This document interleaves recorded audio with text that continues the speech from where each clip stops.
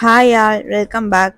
இன்னைக்கு சிம்பிளாக ஒரு டிசைன் சும்மா நம்ம ட்ரை பண்ணி பார்க்கலான்னு பார்த்தது தான். சும்மா ரஃபாக ஒரு சன்ஃப்ளவர் டிசைன் மாதிரி வரைஞ்சிக்கிட்டேன். சன்ஃப்ளவரான்னு தெரில, நம்ம இந்த ரங்கோலிலாம் வரைவோமே அதில் பேசிக்காக வரைவோமே அந்த மாதிரி தான் வரைஞ்சி வச்சுருக்கிறேன். பார்க்கலாம் எப்படி வருதுன்னு. ஃபஸ்ட்டு வந்துட்டு நீடில் த்ரெட் கோர்த்துக்கோங்க. த்ரெட் கோர்க்குறது எப்படின்னு ஆல்ரெடி வீடியோ போட்டிருக்கேன். தெரியல அப்படின்னா அதை செக் பண்ணி பார்த்துக்கோங்க. இல்லை இதிலே உங்களுக்கு புரியுதுனாலும் அப்படியே பார்த்துக்கோங்க. நான் இன்னைக்கு இதுக்கு வந்துட்டு எம்ப்ராய்டிங் த்ரெட் தான் எடுத்திருக்கேன். உலன் த்ரெட் வந்து நான் எடுக்கலை. இதிலே ட்ரை பண்ணி பார்த்துடலான்ட்டு. ஃபஸ்ட்டு ஃப்ரேமில் கிளாத்தை நல்லா டைட்டாக ஃபிக்ஸ் பண்ணிக்கோங்க. எந்த அளவு முடியுமோ அந்த அளவு டைட்டாக இருக்கணும். அப்புறமா அந்த பாருங்கள், நீடிலோட ஓப்பன் ஸ்பேஸ் வந்து நம்ம எந்த டைரெக்ஷனில் போகிறோமோ அந்த டைரெக்ஷனை நோக்கி தான் இருக்கணும். அந்த மாதிரி பங்ச் பண்ணுங்கள். அப்புறம் பின்னாடி வர்ற இதை வந்து நான் பேக் சைடாக வச்சுருக்கேன்.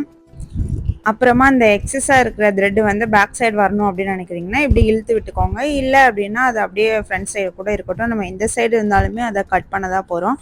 அதனால் அதால் எந்த ஒரு இஷ்யூவும் இல்லை.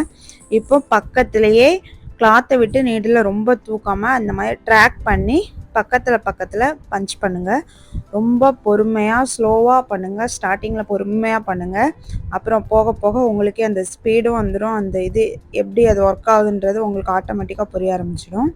பாருங்கள், இப்போ லூப் எவ்வளோ அழகாக ஃபார்ம் ஆகிட்டு வருது. இப்போ நான் இது மாதிரியே ஃபுல்லாக இந்த ரவுண்ட் சர்க்கிள் ஃபுல்லாக நான் கம்ப்ளீட் பண்ணிக்கிறேன்.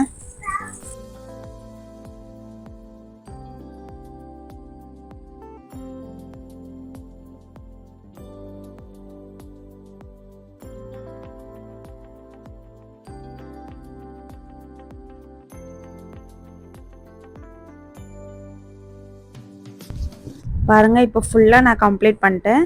இப்போ இந்த பேக் சைடு இருக்கிற த்ரெட்டு அந்த நீடில்கிட்ட இருக்கும்போது அதில் வச்சு அப்படியே கட் பண்ணிடலாம். அப்புறம் பாருங்கள், லூப் எவ்வளோ அழகாக ஃபார்ம் ஆகிருக்கு. இதை இப்படியே நம்ம வச்சுக்கிடலாம்னு வைக்கலாம். அந்த லூப் இந்த மாதிரியே வச்சு கூட நம்ம ஒர்க் பண்ணலாம். அப்படி இல்லை அப்படின்னா நம்ம அந்த லூப் எல்லாத்தையும் ஒன்று ஒன்றா கட் பண்ணணும். லூப் வந்து மொத்தமாக ட்ரிம் பண்ணுற மாதிரியும் கட் பண்ணலாம், இல்லை ஒன்று ஒன்றாவும் கட் பண்ணலாம். ஆனால் ஒன்று ஒன்றா கட் பண்ணும்போது தான் அதோட அவுட்புட் வந்து நல்லா வந்த மாதிரி இருக்குது. அதனால் நான் வந்துட்டு பொறுமையாக டைம் எடுத்து ஒன்று ஒன்றாவே கட் பண்ணிக்கிறேன். இந்த டைம் இந்த ரவுண்ட் மட்டும் நான் கம்ப்ளீட் பண்ணிவிட்டு ஃபஸ்ட்டே இந்த லூப்பெல்லாம் கட் பண்ணிடுறேன். ஏன் அப்படின்னா கண்டினியூஸாக நீங்கள் எல்லாமே போட்டு முடிச்சுட்டு லாஸ்ட்டாக நீங்கள் பண்ணலாம். ஆனால் என்ன ஆகுது அப்படின்னா அந்த நம்ம அடுத்த டைம் பஞ்ச் பண்ணுற போது அந்த பெட்டல்ஸ்லாம் நான் பஞ்ச் பண்ணுறேன் அப்படின்னா இந்த சர்க்கிள்குள்ளே வந்து தெரியாமல் பஞ்ச் ஆகிடுது. அந்த நூல்லாம் ஒரு மாதிரி இழுத்துட்டு வந்துடுது. அதனால் நம்ம ஃபஸ்ட்டே ட்ரிம் பண்ணி எல்லாம் நீட் பண்ணிட்டோம் அப்படின்னா அந்த மாதிரி ப்ராப்ளம் வராது. லாஸ்ட்டில் கூட நம்ம க்ளூ போட்டுக்கலாம். அதை பிடிச்சி நம்ம இழுக்காமல் அதை எந்த டிஸ்டர்பும் பண்ணாமல் இருந்தால் அது பாட்டுக்கு இருக்கும். நீங்கள் இந்த மாதிரி லூப்பை கட் பண்ணும்போது அந்த லூப்புக்குள்ளே சிசரை விட்டு லைட்டாக மேலே புல் பண்ணி கட் பண்ணுங்கள். அப்போ தான் பேக் சைடு வந்துட்டு எதனா லூஸாக இருந்தால் கூட நம்ம அந்த புல் பண்ணும்போது வந்துட்டு கரெக்டாகிடும். அதுக்குன்னு ரொம்ப வேகமாக பிடிச்சி புல் பண்ணி பிடிங்கி எடுத்துடாதீங்க.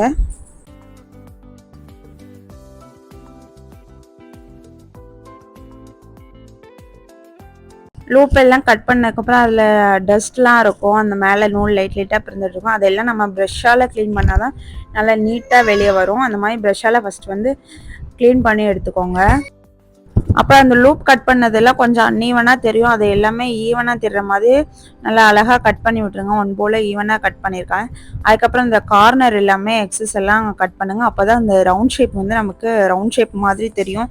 இல்லைனா சும்மா அங்கங்கே அது போன திசையில் அது பாட்டுக்கு இருக்கும். அது எல்லாமே நம்ம தான் ஷேப் பண்ணணும். அழகாக நீட்டாக கட் பண்ணிட்டு ஃபுல்லாக கட் பண்ணிவிட்டு அப்புறம் கடைசியாக ஒரு தடவை ப்ரஷ் போட்டு நல்லா க்ளீன் பண்ணிக்கோங்க.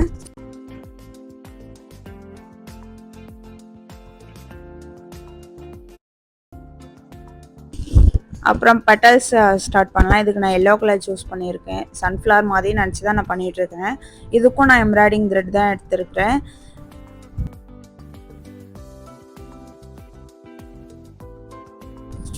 இதுவும் அதே மாதிரி தான் த்ரெட் கொடுத்துட்டு பொறுமையாக நம்ம பஞ்ச் பண்ண ஸ்டார்ட் பண்ணலாம். ஃபுல்லாக பஞ்ச் பண்ணிட்டு காட்டுறேன்.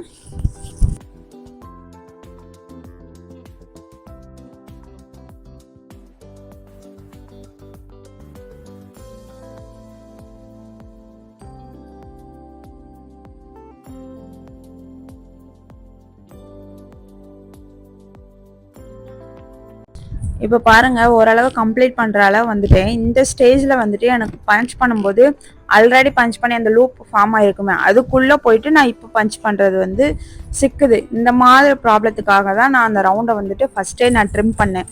அது மாதிரி இதையுமே 2 லேயர்ஸ் போட்டு நம்ம ட்ரிம் பண்ணிகிட்டே வந்து அப்படியே தைச்சோன்னா இன்னும் நீட்டாக இருக்கும். அது ஆனால் ரொம்ப டைம் எடுக்குமோ அப்படின்னு நினச்சிட்டு நான் பரவாயில்ல நம்ம லாஸ்ட்டில் கட் பண்ணிக்கலாம் அப்படின்றனால நான் இந்த மாதிரியே பண்ணிவிட்டேன். உங்களுக்கு நல்லா பர்ஃபெக்டாக வேணும், நீட்டாக வேணும்னு நினைக்கிறீங்கன்னா நீங்கள் அந்த மாதிரி ஒரு 2 லேயர் போடுங்க. அப்புறம் அதை லூப்லாம் கட் பண்ணுங்கள். அடுத்து ஒரு 2 லேயர் போடுங்க. அந்த மாதிரி ட்ரை பண்ணி பாருங்கள். நான் நெக்ஸ்ட் இதில் அந்த மாதிரி தான் நான் ட்ரை பண்ணலான்னு இருக்கிறேன்.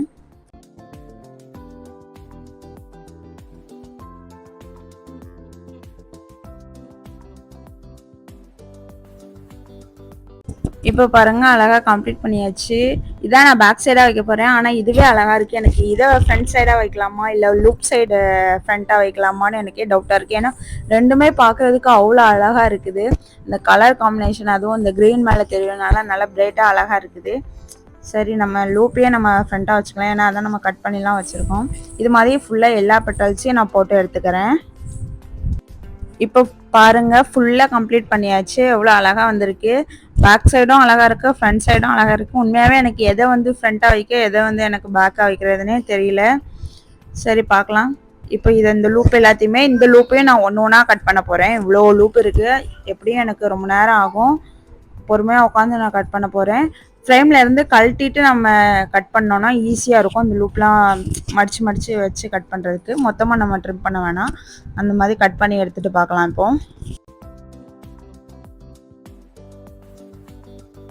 இப்போ பாருங்கள் லூப் மட்டும் நான் ஃபுல்லாக கட் பண்ணியிருக்கேன். இன்னும் ஈவன் பண்ணலை, ஷேப்பும் பண்ணலை, வெறும் லூப் மட்டும் கட் பண்ணியிருக்கேன். இந்த சர்க்கிள் ஷேப் ஏதோ உள்ளே போய் புதஞ்ச மாதிரி இருக்குது. இதையுமே நம்ம சுற்றி ஷேப் பண்ணணும். ஃபஸ்ட்டு இது எல்லாத்தையுமே லைட்டாக இந்த மாதிரி ட்ரிம் பண்ணிடலாம் ஈவனாக.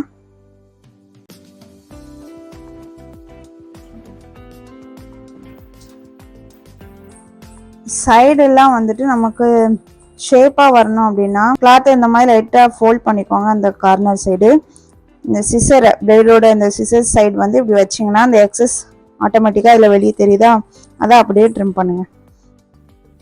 அப்போ தான் நமக்கு பர்ஃபெக்டாக இருக்கும்.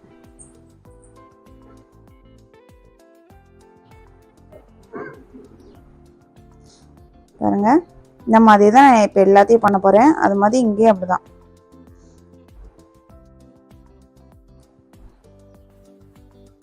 ஃபஸ்ட்டு அந்த சர்க்கிளை தனியாக பிரிச்சுக்கோங்க. இந்த பெட்டல்ஸோட லேயரை தனியாக பிரிச்சுக்கோங்க. பெட்டல்ஸ் இருக்கிற சைடு வச்சுட்டு இப்படியே சுற்றி பண்ணணும்.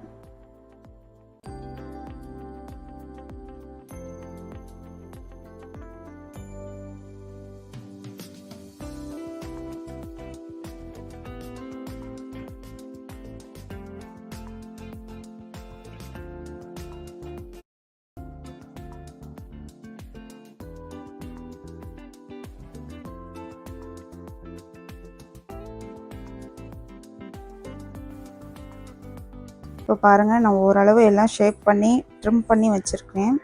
எனக்கு இந்த மாதிரி பெட்டல்ஸ் தனித்தனியாக தெரியணும். அதுக்காக நான் இந்த மாதிரி லைட்டாக ஃபோல்ட் பண்ணிக்கிறேன்.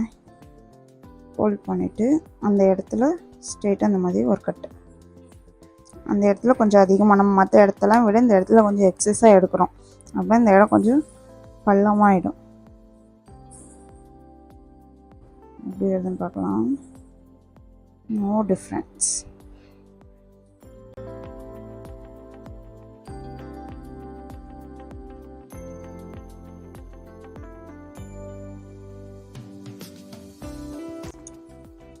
இப்போ பாருங்கள் இதுக்கும் எவ்வளோ டிஃப்ரென்ஸ் இருக்குன்னு. இந்த பெட்டல்ஸ் அழகாக வந்திருக்குல்ல, இது மாதிரி நான் எல்லாத்தையும் பண்ணிக்கிறேன்.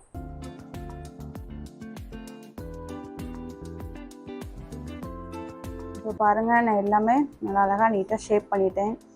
நான் ஃபஸ்ட்டு இருந்ததுக்கும் ட்ரிம் பண்ணுறதுக்கு முன்னாடி இருந்ததுக்கும் விடு இப்போ இருக்கிறதுக்கும் டிஃப்ரென்ஸ் நல்லாவே தெரியுதுல்ல. இது எல்லாத்தையும் இப்போ நல்லா நீட்டாக டஸ்ட் எடுத்துடலாம்.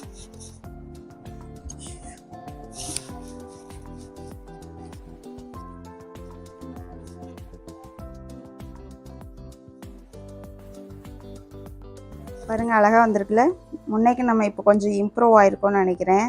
இந்த இடம் நல்லா பர்ஃபெக்டாக வந்திருக்கு. மற்றதெல்லாம் கொஞ்சம் கோணமானம் தான் இருக்குது. அது நான் வரைஞ்சதே சரியில்லை, அதனால் அப்படி இருக்குது. நீட்டாக வரைஞ்சி பண்ணியிருக்கலாம். இனிமேல் நான் இதை க்ளூ போட்டுட்டு அப்புறம் இதெல்லாம் கட் பண்ணி நான் பண்ணுவேன். இப்போ இவ்வளோத்துக்கு இந்த வீடியோ இதோட நான் முடிச்சுக்கிறேன்.